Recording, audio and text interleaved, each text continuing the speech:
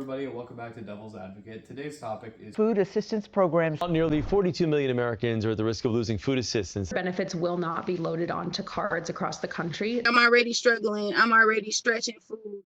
With the recent shutdown of the government in early October, many government agencies have gone without funding. Including in one of these is SNAP, Supplemental Nutrition Assistance Program, a program that helps millions of Americans who struggle to afford food. But with funds drying up, government officials warn that SNAP will no longer be able to give out stamps, as they have run out of money. Many Republicans claim that by removing food stamps, billions of dollars will be saved, while Democrats believe that food is a right, and that if you're not able to afford it, the government should step in and help.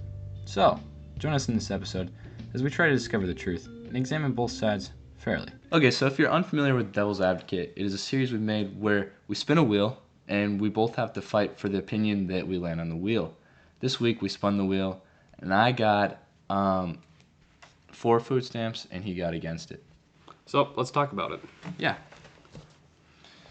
Alright, you can start. Yeah. My claim is that food stamps are not a great idea, and my first thing I'd like to bring up. Food stamps encourage government dependency. If food stamps are readily available to people, then they become more lazy and less motivated to go out and work and to make their own money because they're able to just get food that is provided to them like parents, like how parents would provide to their kids. We saw this towards the end of COVID when people didn't have their jobs, which I do understand that. They didn't have their jobs and they were receiving money for it, and afterwards they did not want to go back to work because they were already receiving the money. I believe that we should not be providing them if the people are not willing to work. Okay. Alright, and my claim is that food stamps are beneficial. To start things off, food stamps are very beneficial to the economy. And I'll get deeper into this, but the GDP actually goes up due to food stamps. Second of all, I think that we are living in a society that can be quite difficult to make proper ends meet for certain people. And I think that by providing food stamps, we can allow them to get on better ground and to kind of pursue the American dream. But yeah, I think that there's about 42 million people that are going to go without food stamps, and I think that that we need to, think, what consequences are going to be made? Are people going to be hungry? Are people going to be brought down from, just making it to not being able to make it? And are they going to have to, in that case, use credit cards, loans, which they'll have to pay interest on, which ultimately the wealthy gain from that? But I think these are questions, and I think that starts off my claim, and we'll get deeper into it. One thing that has been brought up against food stamps is that a lot of people abuse the system. And similar to dependency, there's people who don't want to go out and get stuff that maybe they don't need for themselves. SNAP requires the money to be used on groceries rather than hot food, so like no going out to restaurants, no going to your local Cracker Barrel or whatever. And you can't use it for like furniture or books or other home goods. And many people find loopholes in it.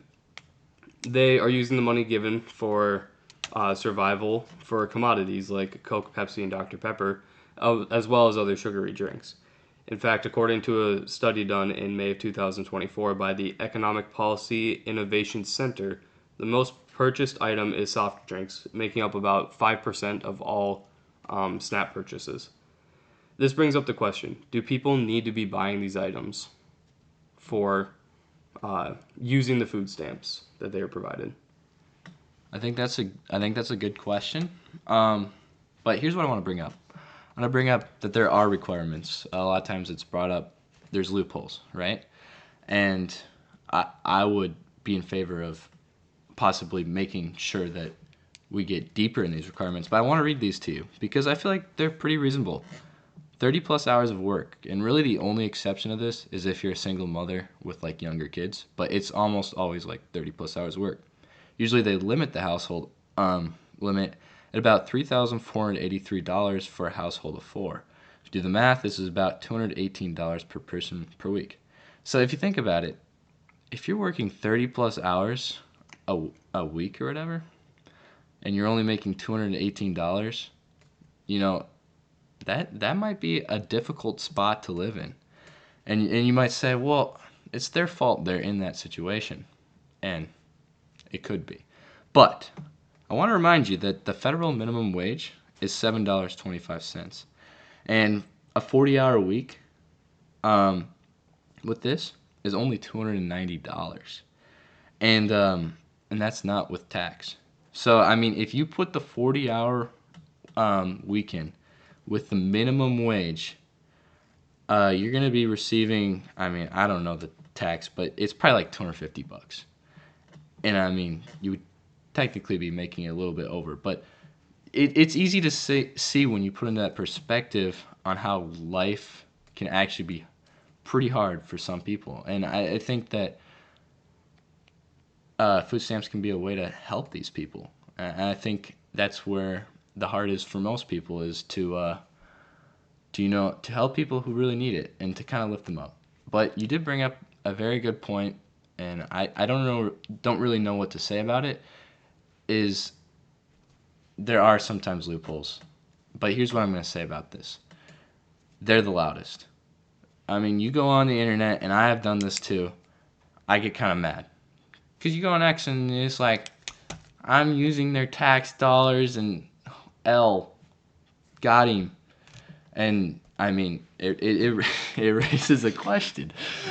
Like, is their tax dollars going to good use? But they're the loudest people. I mean, out of the 40 million people that are using stamps, there's probably going to be like a good chunk of those people that go on the social media and like brag, like, hey, look at me.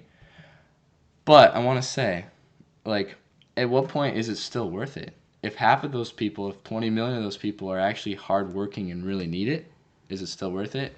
And obviously, we'd like to get closer to getting it so only the people who need it have it. But I still think it could be beneficial. Yeah. Although there is some ways that there is some people who definitely need them. There are some people who would for sure benefit from them. Ultimately, the people that we always hear about are the ones who are bragging about it. The stuck-up ones, if you will.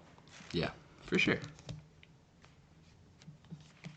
I want to bring up another point, and that is the economy. Because, you know, and you haven't talked about this quite yet, but I think what a lot of people on your side would say is it's going to save $100 billion. And I think, well, that is true. It is true. But I want to read you some these more things that are to account. It provides jobs, and it boosts specific industries, like food industries, of course. And for every dollar in SNAP benefits, there is a $1.54 increase in the GDP. That's interesting. It's actually growing the GDP. It helps during economic struggle. If economy is going down or whatever, it kind of like stabilizes it, keeps injecting money into that. SNAP lifts 2 to 3 million people out of the poverty level, and SNAP injects $100 billion into the economy per year. So I think, and then also another thing is it'll be offset by increased healthcare, housing, and welfare costs. So I hear it's going to save $100 billion. And while that sounds great, I mean, that's $100 billion. That's a lot of money. I think it's interesting to look at the downsides because, it's not going to go perfect, of course. Yeah. One thing that you brought up that I questioned is what was your first point, that it made jobs? Yeah. How does it make jobs per se? Is it for like the store workers? It'd be the manufacturers. Like you think about it, like this November or like tomorrow, when food stamps are supposed to go down. For reference, we are recording this on October 31st. Happy Halloween. Yes. When food stamps go down, you got to think about like the grocery stores and stuff. You know, they're probably used to getting, I'm just going to use a random number, 30. Okay? It's the most random number. But all of a sudden they might get 22. You know? All of a sudden their margins are gone, and then maybe the grocery store needs to fire someone or let someone go because they can't afford that anymore. So it's interesting to look at what might happen to the economy. And if it's, you know, and you can argue, oh, we need less of this, right? But to go all out, all gone at once, I think could be very harmful, possibly. I guess we're going to find out unless the government opens up. Yeah. Another point that I would like to bring up is that food stamps do not address the root cause of poverty. Ultimately, food stamps do not cure poverty. It would be like putting a Band-Aid over a gunshot wound, okay? Poverty is a whole nother issue that food stamps is trying to help with, that it ultimately isn't making the best impact on the people who need it the most. There's some things that you cannot simply fix by just giving other people money. Okay, there's systemic things that you have to bring into that you have to put into place, that you have to take out of place to be able to, I guess, make it right. Okay, and no matter what, people are always going to go hungry. It's a sad reality, but it is the reality. And giving people tax-funded cards like this would not fully fix it. There's other root causes that need to be addressed. Yeah, you know, I see where you're coming from there.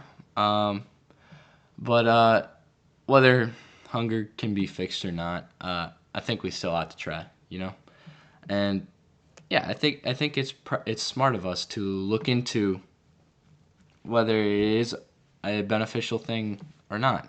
And but I think we should for sure try to help, and I think that, you know, at the very least you can look and you can see that with all the people on the opinion I'm representing is the intent of which they're trying to do this. I think that the majority, maybe not all, just kind of have hearts for these people, you know? They're going to go hungry. I mean,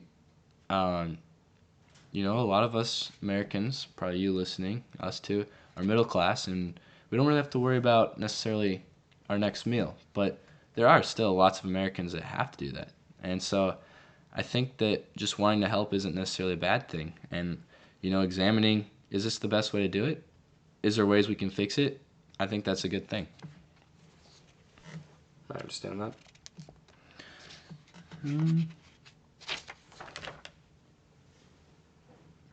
Another thing I'd like to bring up is we'll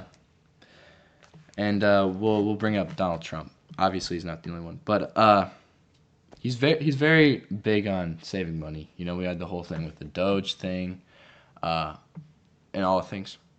But kind of a sad reality to look at is that he's actually added $8.4 billion to the debt already. And you often see him and other Republicans criticizing for spending so much money. And then, you know, and like you can argue like, oh, what he's doing is better. And perhaps that is. But I think we're missing the point. I mean, we're trillions of dollars in debt. And he's still spending money just as bad, I feel like. So when it's brought up as, oh, you know, we're going to save $100 billion, but look at everything else he's spent on already. And I don't have everything in my mind exactly what he has spent it on. What comes to mind is the Big Beautiful Bill. That had a bunch, but that was like $3 trillion or something like that. But he has added to it. So, oh, hey, like we're saving here, but we're adding a lot here. And like, is it possible that this right here is actually worth paying for? Because obviously you have to pay for some things. I mean, defense. Yeah. You know, just other random things.